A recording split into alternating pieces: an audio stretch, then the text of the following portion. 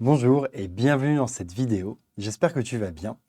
Aujourd'hui, on va voir comment générer des images avec l'intelligence artificielle en utilisant Obsidian. Alors, tout d'abord, je vais te montrer comment j'utilise l'intelligence artificielle pour générer des images en dehors d'Obsidian, parce que ça va nous servir ensuite. Donc, on va ouvrir notre navigateur, et là, point très important, tu vas faire un CTRL-MAJ-N, ce qui te permet d'ouvrir une fenêtre en privé.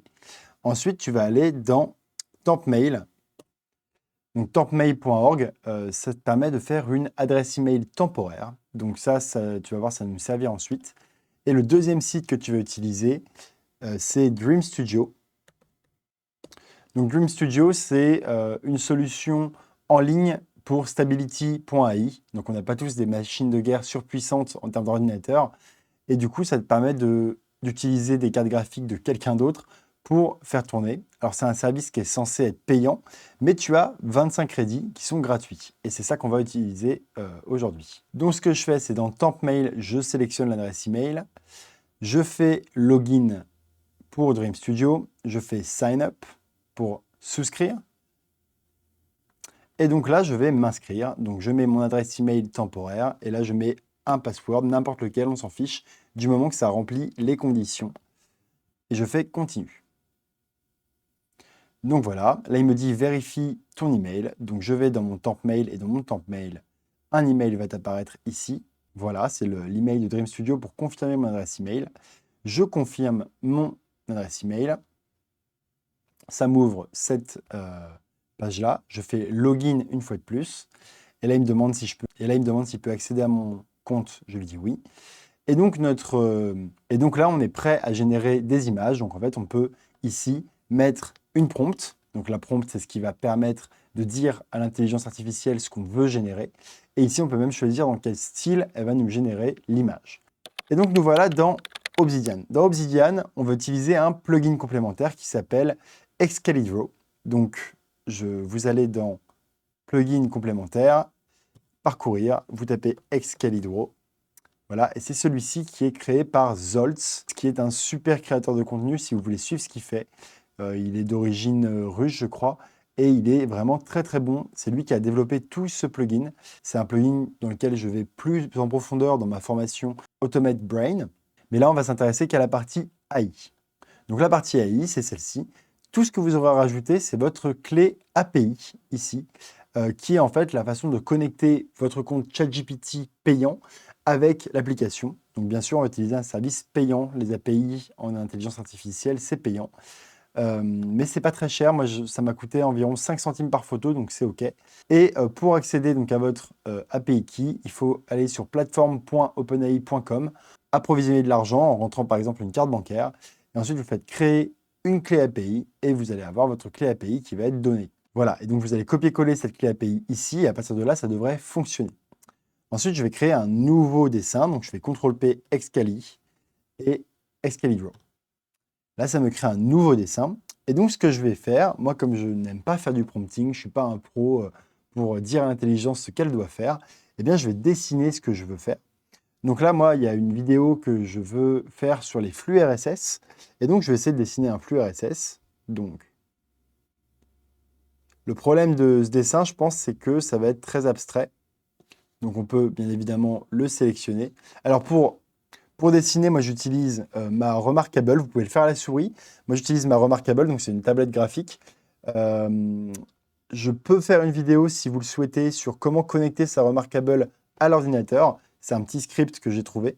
Moi, je vais faire une miniature, en fait, pour une de mes vidéos, pour dire qu'on peut transférer ses médias à son coffre Obsidian par le biais de flux RSS. Ce que je vais faire, c'est que je ne vais pas faire que du dessin, je vais aussi utiliser des icônes. Alors, dans mon icône library, ça, on apprend également à le faire dans ma formation Automate Brain.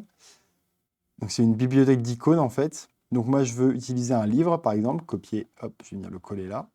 Voilà, donc j'ai mon livre qui est ici. Et je vais également aller coller l'icône de YouTube. Alors, on peut aller, hop, logo library. Et donc, si je vais aller copier le logo de YouTube, que je vais mettre là, voilà. Et de l'autre côté, on va mettre le logo d'Obsidian. Copier, coller. Voilà. ça, on peut fermer maintenant qu'on a pris ce qu'on voulait. Donc, vous voyez qu'avec ce logiciel, c'est quand même assez facile de faire des schémas et des dessins. J'ai fait ça vraiment en quelques secondes. Ça pourrait même faire une vignette à lui tout seul, mais bon, on va essayer de l'améliorer avec l'intelligence artificielle. Alors, le problème avec l'intelligence artificielle, c'est quand c'est abstrait, c'est tout de suite plus compliqué de faire des choses sympas. Mais bon, on va essayer quand même. Donc, une fois que vous avez fait ça, vous allez dans Obsidian. Vous aurez besoin d'installer le script pour faire tourner l'intelligence artificielle. Donc, vous allez dans Install Script. Là, vous descendez et vous cliquez sur Utility and Tools. Vous allez dans Excali AI. Et donc, là-haut, vous devrez cliquer sur Click Install the Script. Moi, c'est déjà installé.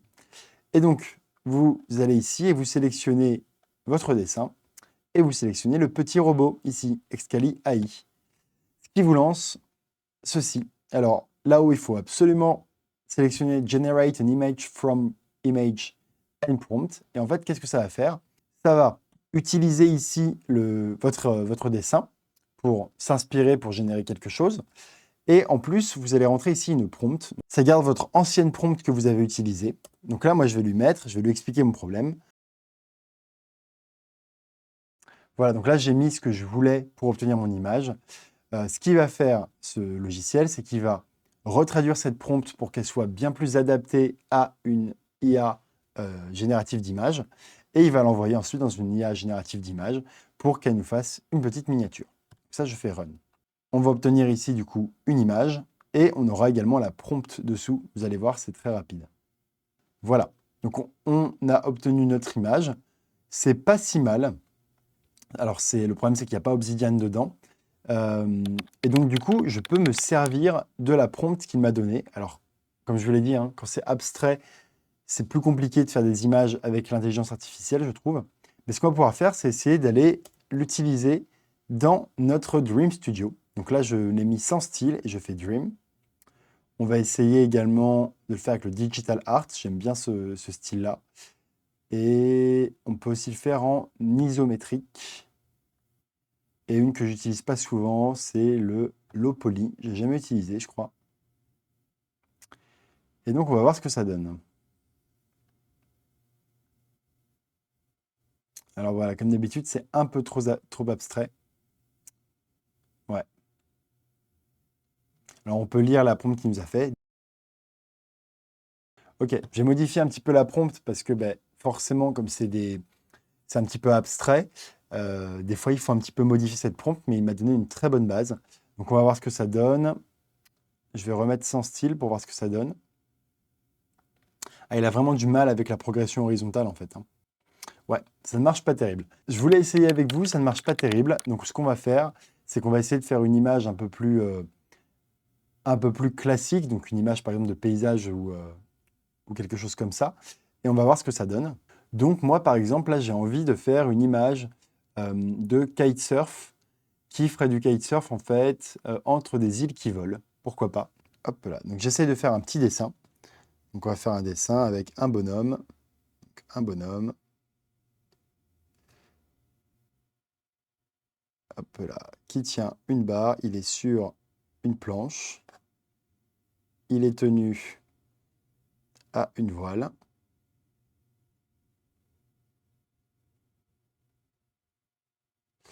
Et il va d'île en île. Donc, en fait, il est entre des îles qui sont dans le ciel avec des arbres.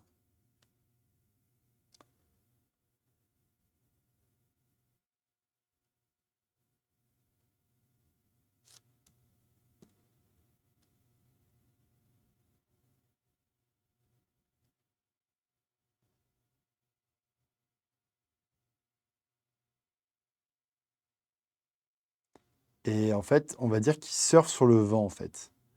Voilà, je trouve que c'est pas mal. OK. Donc, on va prendre cette image et on va également en faire une image. Donc, on appuie ici sur le petit robot et c'est reparti. Donc là, je vais lui redonner ma prompt. Voilà, donc c'est encore assez abstrait, mais on va essayer. Donc, on fait Run. Alors, à chaque génération, chaque fois que vous faites Run, ça va vous compter 5 centimes. Alors, ça dépend C'est variable, ça dépend du nombre de caractères qu'utilise l'IA pour générer la prompt, etc.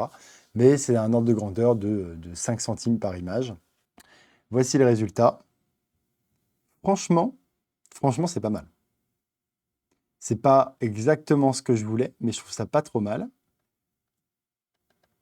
Alors c'est vrai qu'on aurait pu faire du parapente au lieu de faire du kitesurfer, et c'est vrai qu'il a... Le faire surfer sur du vent, c'est peut-être un petit peu compliqué, trop abstrait. Et on va pouvoir réutiliser ça donc, dans notre Dream Studio. On va lire la prompt pour vérifier qu'elle est bien. OK. Donc voilà. Et on va même préciser Digital Art ici. Et on va voir ce que notre Dream Studio nous apporte. Alors moi, Dream Studio, c'est quand même celui qui me donne les meilleurs résultats. Alors, de ce que je vous ai montré, c'était pas incroyable, mais tiens, regardez ça. Regardez à quel point c'est quand même stylé. Alors bon, ça reste perfectible. Bon, ça, c'est pas ouf. Ça, on n'est pas si mal. Ça, on est vraiment pas mal, je trouve.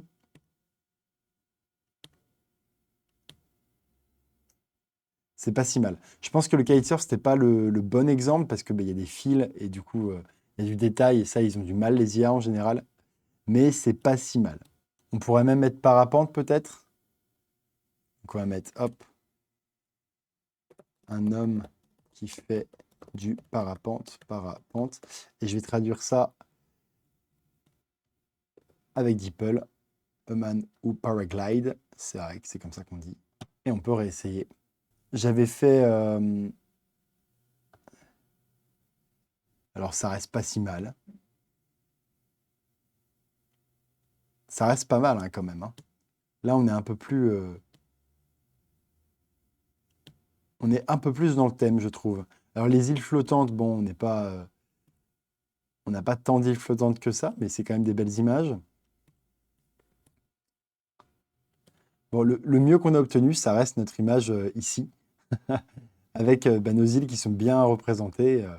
Et on pourrait même, soit on fait Save Image from URL to Local File, ce qui permet d'enregistrer l'image dans le coffre, soit on fait Open Link. Donc là, il nous l'a ouvert dans notre navigateur. On peut le copier, on peut même la télécharger. Moi, je vais l'enregistrer sous. Je vais essayer de remettre le qui concernait le kitesurf. Donc, on va remettre le premier prompt. On va upload l'image ici. Ce qui nous permet d'utiliser l'image que nous a générée notre Excalibur. Donc voilà, on peut dire à quel point on veut que cela colle à l'image. Moi, je ne veux pas que ça colle trop, donc on va rester à 20%, je pense. Et on va faire Dream. Et on peut même remettre Digital Art. Moi, ce qui me gênait dans cette image, donc l'image, c'est qu'il y a toutes ces îles-là qui sont identiques. Ça fait vraiment copier-coller. Ah non, Dream Studio a vraiment du mal avec les fils du parapente. Alors celui-là est pas trop mal encore. Ah là, c'est compliqué. Les fils du parapente sont vraiment compliqués. Ok. Bon, pour vous montrer ce que j'avais réussi à obtenir assez rapidement, j'avais obtenu par exemple une baleine dans les cieux. J'avais réussi à obtenir ça assez vite sur Dream Studio en utilisant le même procédé. Voilà, donc c'est assez sympa. Je vous mettrai l'image de base que j'avais utilisée. Donc on peut obtenir des choses, ça dépend ce qu'on demande. Dès qu'il y a trop de détails, de toute façon, les intelligences artificielles, que ce soit des doigts, des fils, etc., ils galèrent. Mais voilà, c'était pour montrer mon workflow pour générer des images. Et ce que j'aime beaucoup, c'est que comme je ne suis pas très bon en prompting, eh bien, cette manière de faire me permet de dessiner et d'avoir une prompt qui est plus ou moins adaptée. Si vous voulez plus en apprendre sur Excalibur, donc ce logiciel qui nous permet de faire des schémas et même de classer notre library, comme je vous ai montré avec les icônes, eh bien, n'hésitez pas à vous renseigner sur ma formation Automate Brain. Et pour ce qui est d'apprendre à gérer vos connaissances de manière générale dans toute votre vie entière, c'est ma formation Live Brain. Et si vous êtes veto ou chercheur, peut-être que mes deux autres formations, VetBrain et Research Brain, peuvent vous intéresser. Voilà, c'est tout pour moi aujourd'hui. N'hésitez pas à me demander si vous avez des questions sur ce que j'ai fait et je vous souhaite une très bonne journée.